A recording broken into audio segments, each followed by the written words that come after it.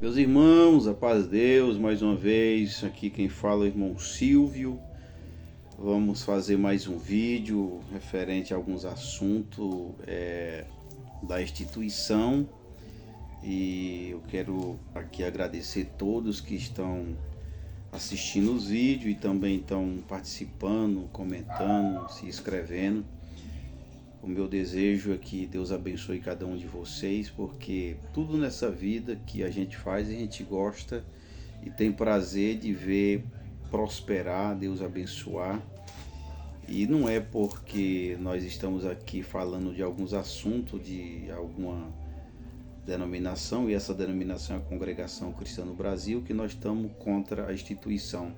Mas eu tenho visto que divide as críticas que tem há vários anos sobre alguns aspectos contra algumas posições da instituição. De fato, isso tem gerado efeito porque tem tido algumas mudanças e aquela opressão que destruía tanto, hoje ela está sendo divulgada e chegando ao conhecimento de pessoas que têm um conhecimento mais profundo sobre a escritura, e está havendo uma pressão sobre esse tipo de situação, esse tipo de condenação da igreja contra os seus membros.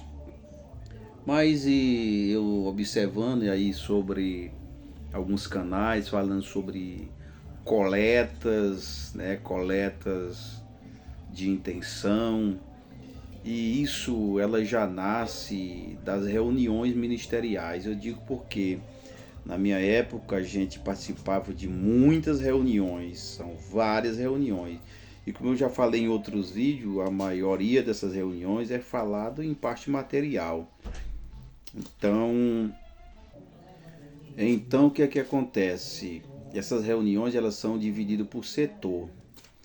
Bora supor, eu era ancião de um setor que tinha aproximadamente aí de 7 a 9 casas de orações.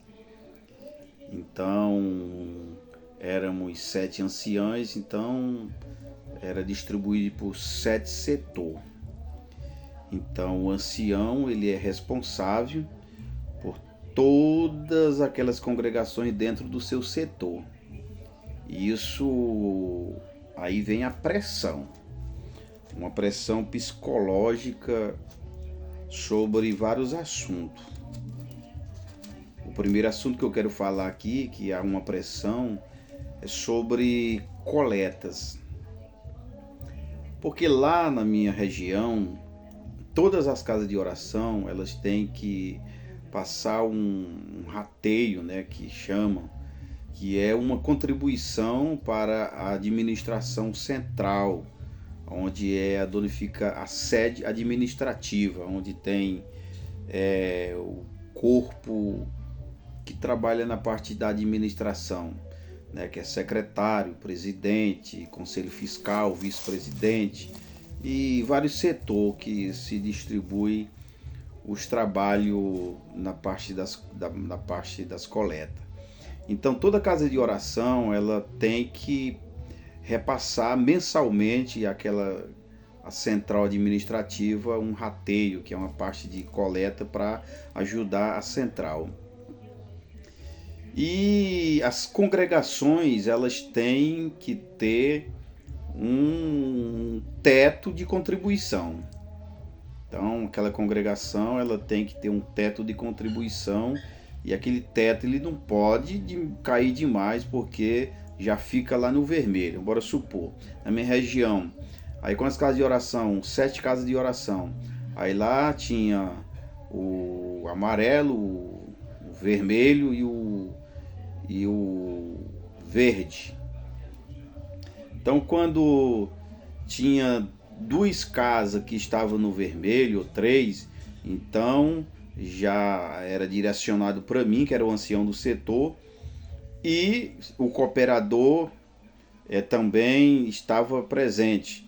Então era batido uma conversa entre nós dois, e ali todo mundo de todas as demais região estava presente, e ele viu que ali é um tipo de pressão sobre você para isso não cair. É um tipo de uma política de opressão para aquelas coletas não cair.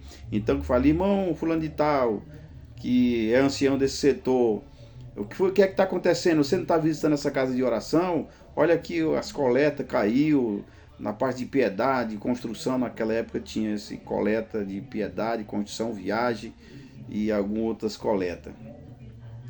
Aí falei, irmão, o cooperador tá aqui. Aí o cooperador, o que tá acontecendo? Você não tá anunciando as coletas, não sei o que. Aí tinha aquela pressão. Aí, no caso, que algum outro ancião, a sua região estava tudo no verde, então aquele dali era aplaudido. Olha aqui a região do irmão fulano de tal, tá, né? Coleta boa, tudo bacana. Então é aqui. Então, esse mês você era para a sua região dá 5 mil reais, né? Só deu 4. Então você ficou no vermelho em R$ 1.000. Então esse mês tem que dar uma pressão e cobrir esses 1.000 que está negativo e atingir a meta aí, que é a meta de 5 mil reais. E aí vem também o diácono. E o diácono da região? Irmão diácono, você tem que ir lá nas visitas dessas casas de oração junto com o ancião. E aí, chega lá, você conta uma obra, 2, 3 obras sobre milagre de coleta. E aí, para a coleta dar uma arrancada que a gente tem que melhorar nisso, naquilo outro. É assim que funciona. E aí, todo mundo sai de lá com os dentes afiados e já com o diálogo bem preparado para chegar nas suas casas de oração e passar a situação. E aí tem essas coletas de intenção. Essas coletas de intenção é quando isso começa a ficar no vermelho e aí eles orientam. Então vai ser criada, para atingir a nossa meta, vai ser criada coleta de intenção. Então essa coleta, isso ela se divide em 3 vezes ou 6 vezes.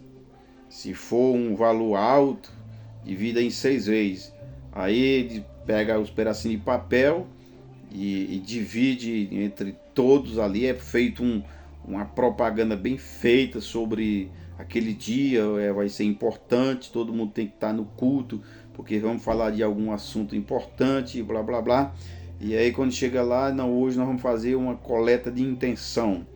E aí espalha-se os papéis para toda a irmandade. E ali, você coloca o valor que você pode dar durante 3 meses. Esse valor é 3 meses. Aí você coloca aqui e vem aqui. E aí no final do culto a gente vai falar quanto que vai ser arrecadado. E aí todo mundo coloca o seu valor lá. E aí chega no final do culto e aí a nossa coleta durante os 3 meses vai dar 15 mil reais ou 20 mil reais. Essa coleta aqui, irmão, é um compromisso diante de Deus.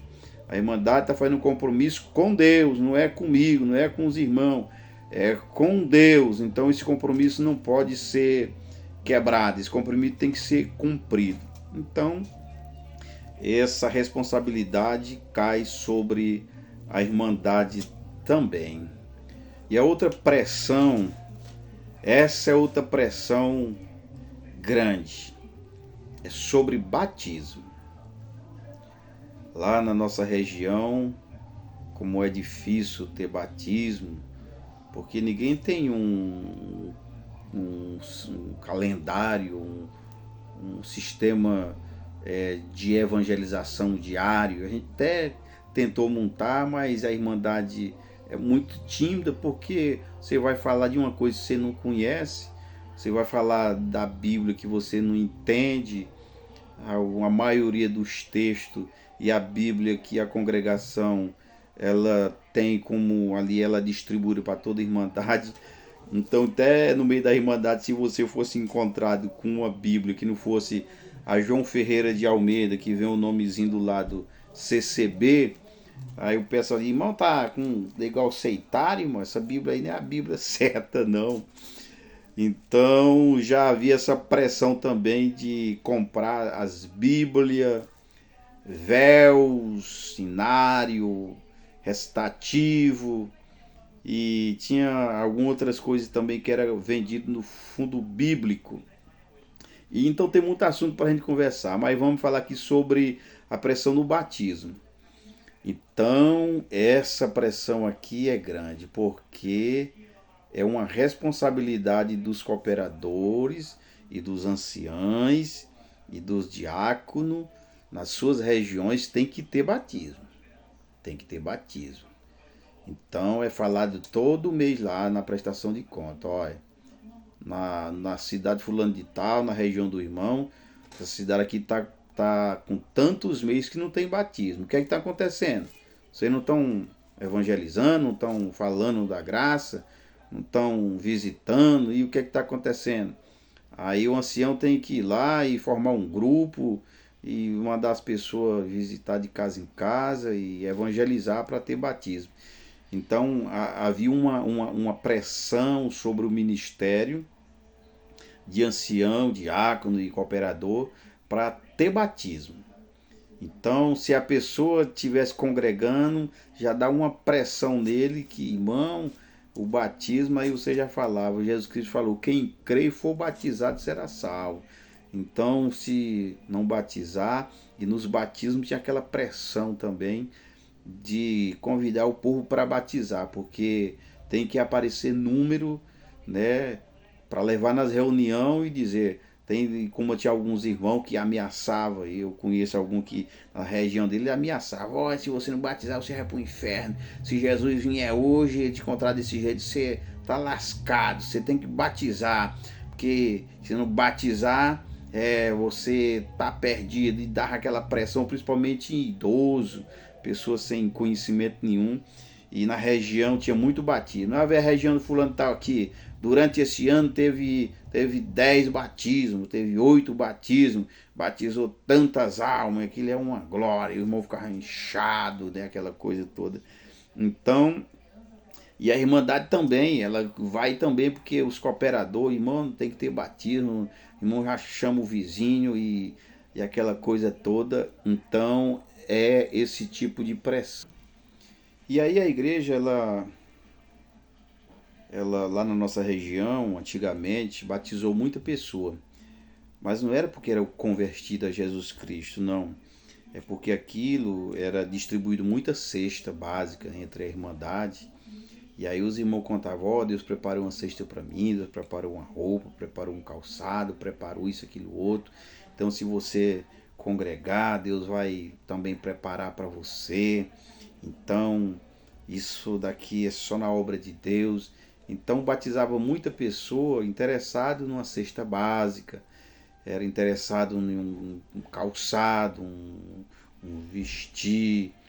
Então era um tipo de batismo sem sustentação bíblica. A pessoa não ia porque ele creu em Jesus Cristo, porque houve um esclarecimento e ele se convenceu, ele ficou sentido e culpado pela morte de Jesus, porque ele é um pecador infeliz e que ele precisava agora se render aos pés de Cristo, para Cristo ter piedade dele e dar a salvação para ele.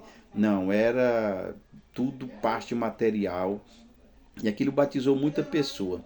E como não tem um sistema na igreja de manutenção daquelas pessoas, tá acompanhando, fazendo reunião na casa dele, conversando, sempre porque o que falta é conhecimento.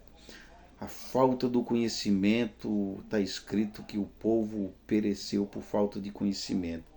Então, quando às vezes a pessoa recebia ali uma coisinha, recebia outra, mas ele, com o passar do tempo, ele não tinha raiz, era como aquele cimento que caiu no meio das pedras. Nasceu rapidinho, mas também de repente se acabou, veio a temperatura e veio as dificuldades da vida e ele não suportou e desistiu. Então, se você for contar, eu digo isso comparando a minha região, se batizar 80 pessoas, se ficar 30, fica muito. Se você for observar isso, nós contava na nossa região, ali na nossa cidade ali, quantas pessoas eram batizadas. Olha, nessa cidade aqui começou do primeiro, o B, C e D e assim por diante. Batizou 300 pessoas. Quantos tem na igreja? Tem 80, tem 50, tem ano que vem gente de fora sobe para 70, aí do outro ano volta para 50, 60, 65.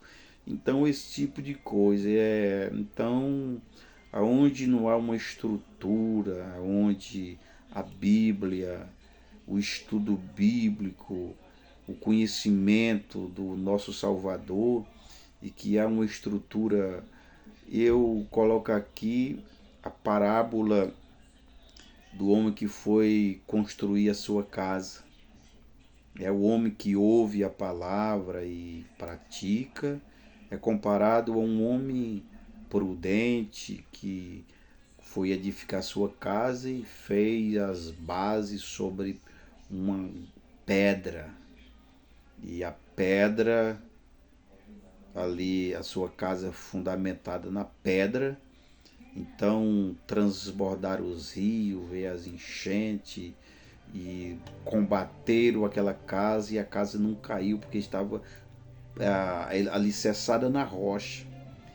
Mas teve outro que foi cavar, construir a sua casa e criou os alicerces sobre bancos de areia frágil. Então veio os rios encheram, as tempestades vieram e deram contra aquela casa e a sua destruição foi completa. Então a igreja tem que ter fundamentação bíblica. E eu sinto muito em dizer, a nossa irmandade não tem conhecimento. Não é porque eles não querem, não, até que eles querem. Mas se você for observar a Bíblia, João Ferreira de Almeida, essa que a congregação ela tem e distribui para a Irmandade toda, é uma Bíblia muito difícil de entender. São textos que é muito complicado, mesmo você caçando um dicionário, umas palavras muito difíceis. Onde tem outras Bíblias, que é uma linguagem mais atualizada, é mais fácil. Então você pega ali um texto, logo você desanima, porque você vai lá e encontra umas palavras que você não sabe nem o que significa, nem para onde vai. Daqui você procura no dicionário, aí esmorece, e a igreja não tem aquele incentivo de ajuntar os irmãos. Vamos se ajuntar, vem aqui para a igreja dia fulano e tal, vamos reunir aqui, vamos debater sobre conhecimento desse texto, sobre essa palavra. Não tem isso, e aí o povo fica à mercê. E aí fica bem difícil para haver um crescimento dentro da igreja.